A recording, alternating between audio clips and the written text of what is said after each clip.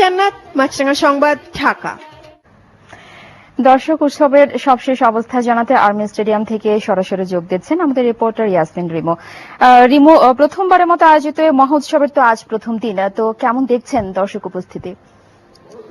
ধন্যবাদ নিপা। যেমনটি বলছিলেন যে প্রথমবারের মতো বাউল সঙ্গীতের এত বিশাল, লোকসঙ্গীতের এত বিশাল একটি উৎসব আয়োজিত হচ্ছে এবং ঢাকার আর্মি স্টেডিয়াম আসলে কানায় কানায় পূর্ণ হয়ে গেছে। হাজার হাজার দর্শক এখানে উপস্থিত হয়েছেন এবং আপনারা যেটি দেখতে পাচ্ছেন আসলে এখন গান গাইছেন ভারতের বিখ্যাত শিল্পী এবং তরুণ প্রজন্মের কাছে আসলে খুবই জনপ্রিয় শিল্পী অর্ক মুখার্জি।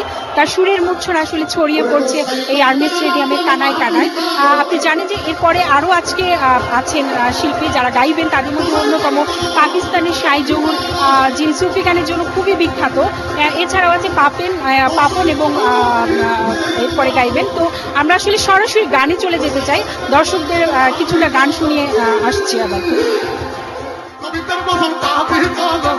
ওকে বাবা হতে হবে জানতে মনা, ও সেই আগে রসিক পাগল, ও সেই আগে রসিক পাগল বাঁধালে গোল নদের মাঝে থাকতো না, ও সেই আগে রসিক পাগল, ও সেই আগে রসিক পাগল, ও সেই আগে রসিক পাগল।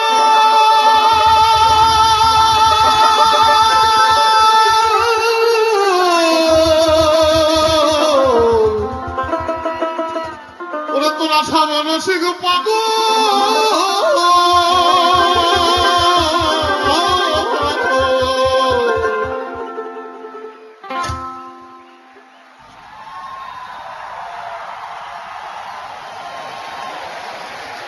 নিপা, আপনার মাধ্যমে যেমনটি দর্শকদের দেখাচ্ছিলাম অর্ক মুখার্জির গান, যিনি আসলে পশ্চিমা ধাঁচের এবং ভারতের বাউল সঙ্গীতের জন্য খুবই জনপ্রিয় এবং বিখ্যাত।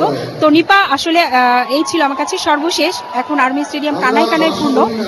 তো এইটাই ছিল এখানকার থেকে সর্বশেষ। রিমো, আপনাকে অসংখ্য ধন্যবাদ। চমৎকার আয়োজন দেখছিলাম আমরা। আর্মি স্টেডিয়াম থেকে ঢাকা ইন্টারন্যাশনাল ফোক ফেস্টের খবর জানাচ্ছিলেন ইয়াসমিন রিমো।